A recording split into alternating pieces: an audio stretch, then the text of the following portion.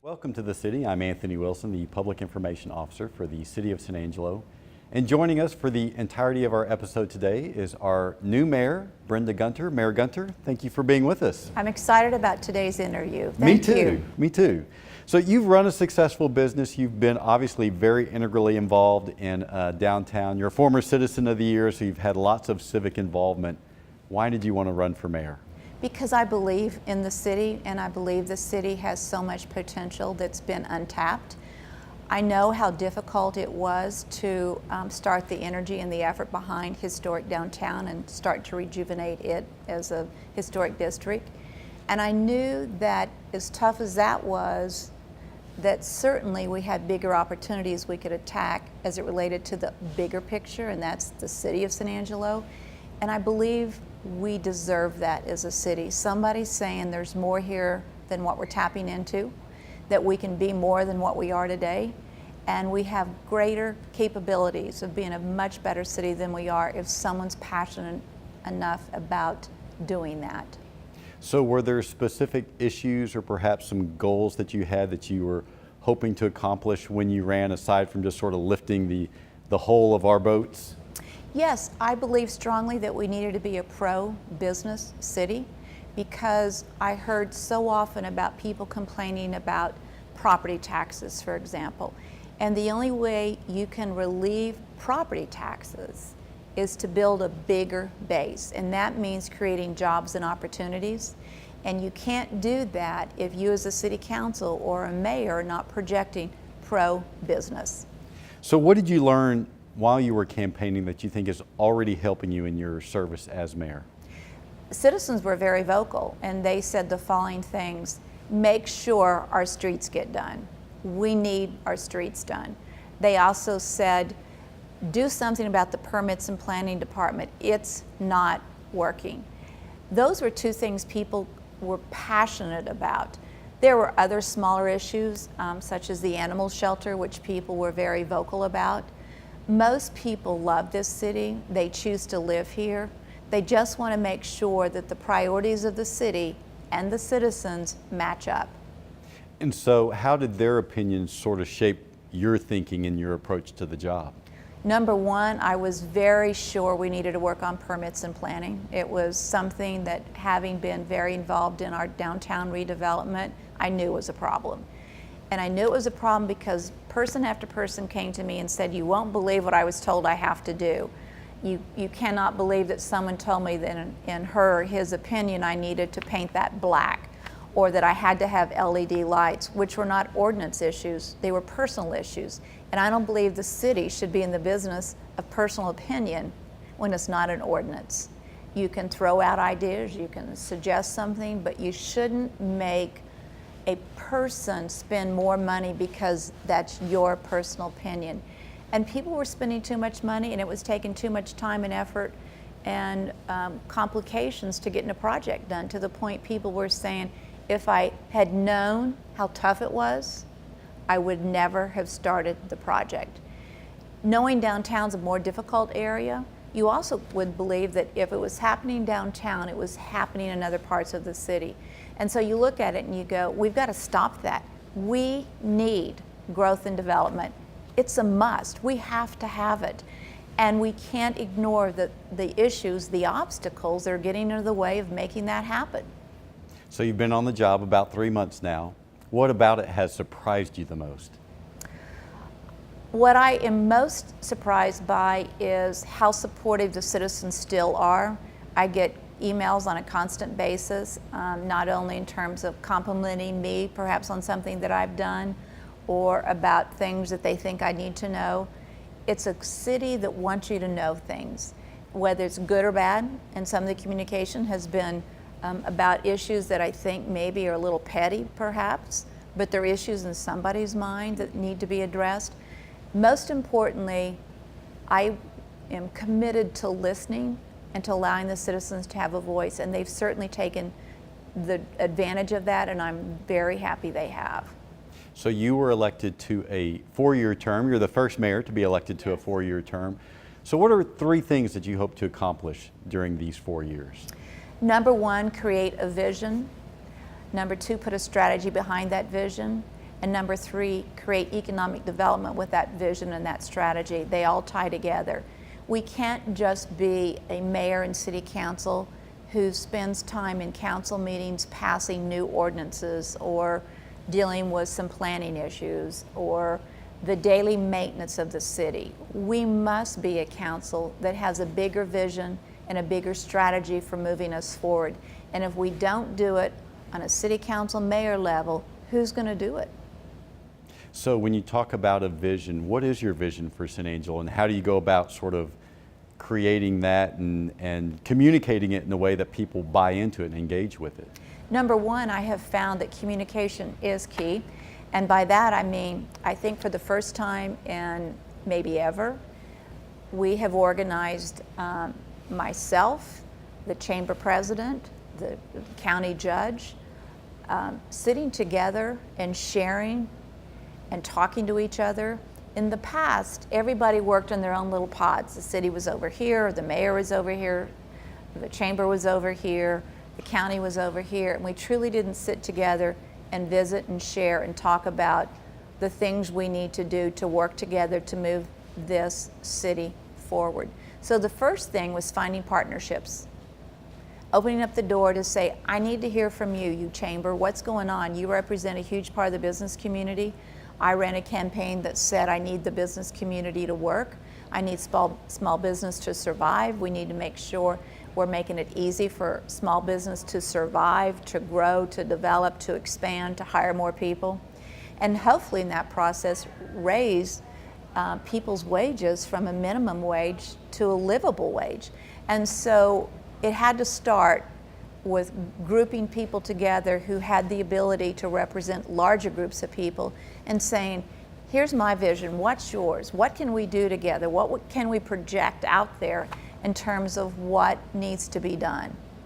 As we're filming this, the City Council is engaged in the budget process, and in fact, just yesterday, you had your first budget workshop, and it was a very thorough discussion of some of the other funds that are not supported by the sales and property taxes. What are you going to be looking for in the 2018 budget? Number 1, I want to make sure we're maximizing our assets. We own facilities. They must be generating revenue. And if you tell me that there's no more opportunity for revenue, what is there? I mean, we've got to be a city that generates revenue. And we've got to strategically be thinking about how do I grow the revenue? Because when the day is done, our facilities need improvements, our facilities need updates, and that means you can't run on a flat basis year after year. It's a little bit different, certainly, the city's business versus private business, but both businesses survive off of revenue. They pay the bills. And so when you talk about paying the bills, some of that comes from the city's property tax. Correct. What are you thinking is going to happen with the property tax this year? Flat. I cannot and will not support a property tax increase. And I say that because we are taxing people out of their homes. The tax bills they got this year have absolutely frightened people. No one expected their property tax bills to be what they are. You know, and we are a retirement community. So if all of a sudden you got a tax bill that's 30% higher than it was a year ago, where's the money coming from? Well, I'll tell you where it comes from. It comes from money that they might have spent to buy a new car or money that they might have spent to renovate the home. And that means we then get hit with sales tax dollars that are going to decrease because we took money that was perhaps available to increase sales tax and we put it towards property tax. So we're draining people's individual bank accounts and we're not allowing them to respend and rebuild and regrow into a higher level of spending. And you can't do that in a city where retirement income is flat. Where does it come from? City management, I know, has already sort of briefed the council about some of the needs that are on the horizons. You know, one of them is paying firefighters, for instance, more money, adding another ambulance so we have better ambulance service, having some more police officers. How do you think that the city can go about paying for those added expenses in a way that doesn't create a further burden on the taxpayer? Well, the ambulance is one issue where there will be additional revenue. That certainly is a category where we're putting on a new ambulance because we realize that it's needed, it's necessary, and it does produce revenue. We got to pay for it, of course, but over time it will pay for itself. Our ability to secure our city from a safety aspect is something that citizens have said is very important to them. They want their police officers to be well taken care of. They want the firemen to be taken care of. So we've got to make sure that we provide for those areas. With that being said, of course, we still have to live within a budget. And I think the city did the right thing by honoring a contract. I believe that the police, Frank Carter, is asking for more people. We'll see what the budget allows for. Right now, we know that we're on a positive sales trend. We know that property taxes are up. And some of those decisions will be based off of what those dollars are and how healthy those dollars are. Water and streets seem to be cemented as the top priorities in San Angelo. In fact, you mentioned you heard a lot about streets during your campaign. Let's talk about water just for a second. What will you be pushing for in terms of what happens with water? Number one, I think we need to drill the 5 additional wells that we are allowed to drill on the Hickory Aquifer. Number 2, I believe we need to do work on the water treatment plants. Those 2 things, if we secure those 2 things, will help protect for a long time the water that we need. That gives us a safety valve to go look for other water and pursue other water opportunities. But we're not in a fear factor now. We found a source. We have a source that should provide, worst case scenario, if surface water goes away, will provide us with what we need on a daily basis for consumption. But we've got to drill those 5 wells, and we've got to have the water treatment plants capable of handling that water that the citizens need on a daily basis. A lot of people don't realize that, for instance, parts of our water treatment plant are more than 100 years old. Unacceptable. It costs money. We've got to find, and again, I always will go back to, it costs money. We've got to find more revenue, and I shouldn't come off of existing people, population, businesses. We've got to build the base of the commercial industry here in San Angelo. We need more jobs. We need more growth. We need development. And if we don't have those, the burden of caring, keeping our city healthy, from streets to water to treatment plants to fire and police, those are going to be tough goals to meet if we don't have more dollars coming into the city. And it's got to come from new businesses, new growth, new development. We're talking with Mayor Brenda Gunter, and we'll be back right after this.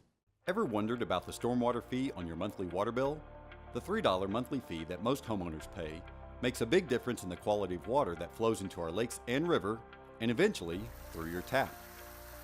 The city must adhere to federal and state guidelines regarding stormwater runoff. That includes monitoring and improving local bodies of water so they meet water quality standards. To do so, the city works to prevent pollution in the runoff and to build and maintain structures that help stormwater quality. San Angelo's stormwater fee is based on the square footage of our property's impervious surfaces. That includes cement, asphalt, roofs, and other hard materials. After rainstorms, samples of water that run off these surfaces are analyzed for water quality issues. The results lead the city to take action to address any issues that pop up so they don't worsen. The fee also pays for cleaning the Concho River, street sweeping, and inspecting construction projects, all activities that improve our city's water quality. The effort has proven successful. San Angelo has improved the water quality in the Concho and avoided state and federal fines that can add up to $37,000 per day. In short, wildlife, plant life, and human life have all benefited from your stormwater fee. For SATV, I'm Anthony Wilson. Welcome back to the city. We are continuing our conversation with our new mayor, Brenda Gunter. And I should have mentioned this much earlier, but we are sitting and filming this in Miss Hattie's, which is Mayor Gunter's downtown restaurant that she owns and operates. This must be a real adventure, owning and operating a place such as this, a historic place such as this. It's wonderful. The number of people who come in here and want to know about the history of this place. They want to know about the tunnel. They want to know about the walls. They want to know. People love old buildings and they love history. It is shocking to me, all these years later, I've been running this thing for about 20 years, and there's as many people today who want to know about it as there was the first day we opened the doors. And it has been a stabilizing force in downtown, which is what my husband really wanted it to be. Is not that we wanted to be restaurant people, but he wanted historic downtown to grow into to develop, and he knew that if there was some stability in terms of businesses, that the rest of the downtown area would continue to grow and prosper. And so we hope to be that stabilizing force. As we mentioned earlier, water is San Angelo's top priority. So if there's a 1A as far as priorities go, it is streets. And as you well know, the City Council has approved a 10-year, $80 million plan to rebuild San Angelo's worst streets over the coming decade. What do you make of that plan? Got to stick with it. Hopefully speed it up if possible, because I don't want to be the person who has the street in front of my house that's on that 8th year, because someone's going to be on that 8th year. So we've got to stick with it, and we've got to know that at the end of that 10-year window, we're going to have to start all over again. Roads get driven on every day, and every car, every truck that goes down a street, it wears it down. This is just day one of a forever, ever project. We should never believe it's over. In addition to rebuilding those worst streets, we're in the 3rd year of an 8-year cycle of maintaining every city street. A asphalt recycler has been deployed to start smoothing those streets that don't quite need to be rebuilt. Is there anything more that you think can and should be done in regards to improving San Angelo streets? It's good to know that in fact we're working on the water lines and sewer lines when we're working on the streets, because we also know so much money has been wasted in the past because we would redo a street and then come back and redo the water or sewer line. And so you're constantly tearing up the streets. And I think that the game plan that has been put in place to address all of those issues at the same time was very wise and very thoughtful. And I'm very appreciative of the City Council, the City Manager, and all those people who put that plan into place, because that's going to be a key component to keeping our costs down in the future. The priority list that you inherited had a new police station as the 3rd ranking priority, and at your recent strategic planning session, it was determined that you would serve on a small task force along with Police Chief Frank Carter to determine how best to improve the SAPD's facilities. How critical do you see that need? I say it is as critical as Frank Carter says it's critical. He's the person who needs to guide and direct us, but he also must know that it takes a long time. It's a process to find a place, design a place, and build a place. So even though he says today it's not his priority, if we don't make some decisions today, we're already going to be looking at 2 or 3 or 4 years down the road in terms of when we will need it. I did a tour with him on the current facilities that we have. Wow, we need to do something, whether it's repairs and redo some of that over there, whether it's moving some of the staff from there to First Financial as we look for a permanent solution. We got to do it. The condition of that police station is not good. And you know what? They're doing a terrific job of protecting us as citizens working in a strange building right now. But you know what? Frank's right. Those policemen are in their cars. That's their office, if you will. So I think he made the right decision to say it's not the priority. It needs to be done, but take care of my officers first. That's a priority. Put the right amount of officers on the streets. That's a priority. Of course, the First Financial Bank building that you referenced was initially acquired with thoughts that it could be converted into a police station, and then once they started to run the numbers, they found out it could cost upwards of $40 million in order to do that, which was well beyond the City Council's comfort level. Do you have sort of a figure in mind that you think you might be comfortable with investing in a new police facility? I would first of all like to look at those plans for the First Financial Bank in terms of why it was $40 million. It seems like an incredibly expensive number. I'd like to know why it was so expensive. You know, I don't believe we need to build a police station that's got all the whistles and bells and skylights and all the fancy things. We need a building that houses people that are police officers. I don't think we should ever build a Taj Mahal to any area of city government. We need buildings that are going to last a long time, that are designed with the mentality that they need to last, that they fit into the character of this city. I want them to look like it was built in the city, that has some character. On the other hand, I don't know what those numbers are. I believe most people think 30 million is probably a better number. I'd love to think we could come up with something around 25 million, but I don't know if that's possible. And until we decide exactly where we want that police station to be, whether we can use some of the existing facilities that we have today. When I was in Lubbock visiting with other mayors, one of the things that cities are doing is that they are creating substations, if you will, in combination with fire stations. And it's too bad we didn't think that way when in fact we built our latest fire station, because you look at it and you go, could have we added on to that? It's too bad when we put the new fire training facility out there, that is a wonderful facility, that we didn't incorporate police training as part of that facility. So I don't know that we've looked broad enough when we're making decisions in terms of what we do. I think we got to get out of a narrow vision of what a building is going to be and who it's going to function for, and look at it and say how big and how broad and the width of what this building can take care of, and not get so narrow in our thinking.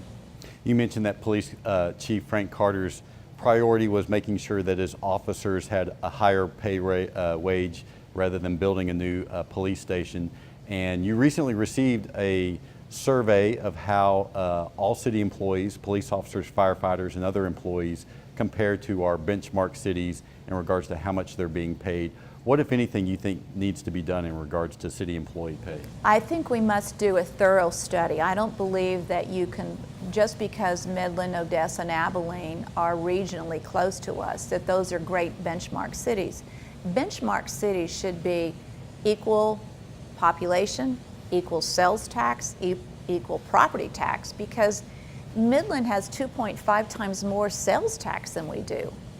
How can we have a city who has that kind of dollar factor compared to San Angelo? I believe our employees are a great asset, and that we must take care of our employees, because they are an asset. We can't do what we do here without employees. On the other hand, I will say the following, but we've got to have a fair evaluation of that. I'm a big believer in merit increases.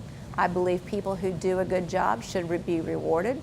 I believe when you give everybody the same pay raise, those people who are doing a great job are demeaned, and those people who aren't doing a great job are rewarded. I don't think that's correct, and I don't think it's correct for the best of who we have working for us, and we've got some great employees. I also believe the following, you know, if you go to live in Midland, you're going to pay double for a one-bedroom apartment than what you're going to pay for here.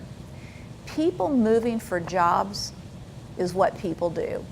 If you're in the retail business, JCPenney's employees go to Dillard. Somebody from Dillard's might go to Grigsby's. The oil industry, people will move from one job to the next for 25 cents an hour. We can't worry about, oh my gosh, they're going to go take a job at another city. That is the wrong reason for pay raises. Pay raises should be merit-based pay raises, and they should be fair for the best of the best, and we need to take care of those employees, and we need to make sure that people like where they're working. Environment is an important area. Leadership is very important. Do people like who they're working for? And most importantly, do people feel like they have a growth opportunity? Because most people not only want a pay raise, but they want to grow in terms of responsibility and know that they're not at the top end of where they'll ever be. Many people move to another city because a bigger job opened up, not just because of salary. So when we start talking about pay raises, we need a very broad, open conversation about all the factors that come into play when you're talking about pay. You're obviously very passionate about downtown revitalization. Why? Because it is the heart of the city. This is where the city began. And if you don't take care of your history, if you don't take care of where you began, it means you don't really love and care for your city.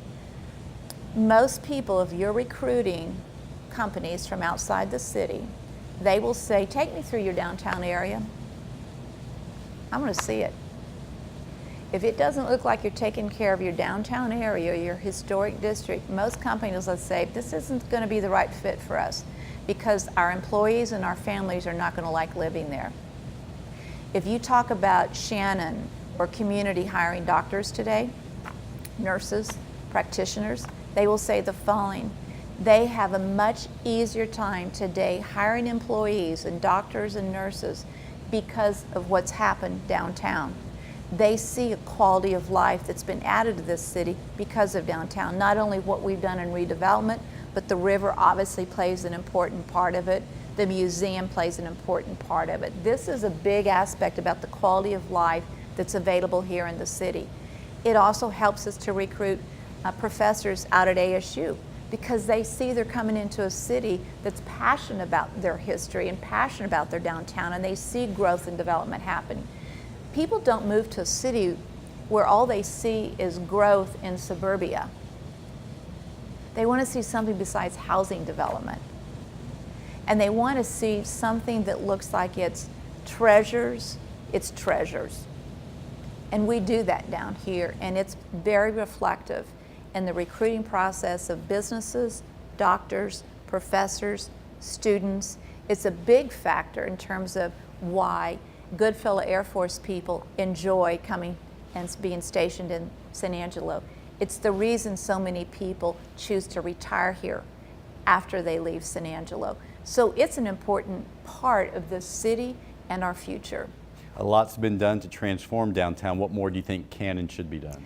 We still have 70 empty buildings downtown that need something going on. And so we're working on some policies that will encourage people to not just sit on a building and do nothing to it, to stop the deterioration of it, to use it as a warehouse, as a storage facility.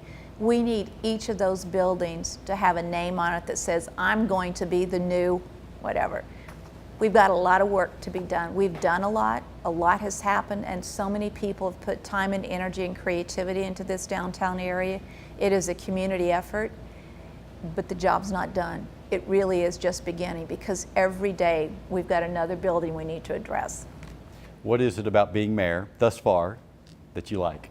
The citizens, the people, and that means city employees as well as just citizens that I interact with. It's been a joy coming to the restaurant and visiting with people because it's a natural area and an easy way to visit with people about what they think's going on or their issues. Many people come in and say, can I have 5 minutes of your time? It's great, and they know I'm here to listen, and they know I'm here to work hard for them. The one thing that most people know about me is I'm a really hard worker, and I will work as hard as anybody will ever work to help move this city forward and to make sure that we've made the best city possible out of all the assets and resources we have here. Thank you for being with us. Thank you. We've been talking with Mayor Brenda Gunter, and we hope you'll join us for the next episode of The City.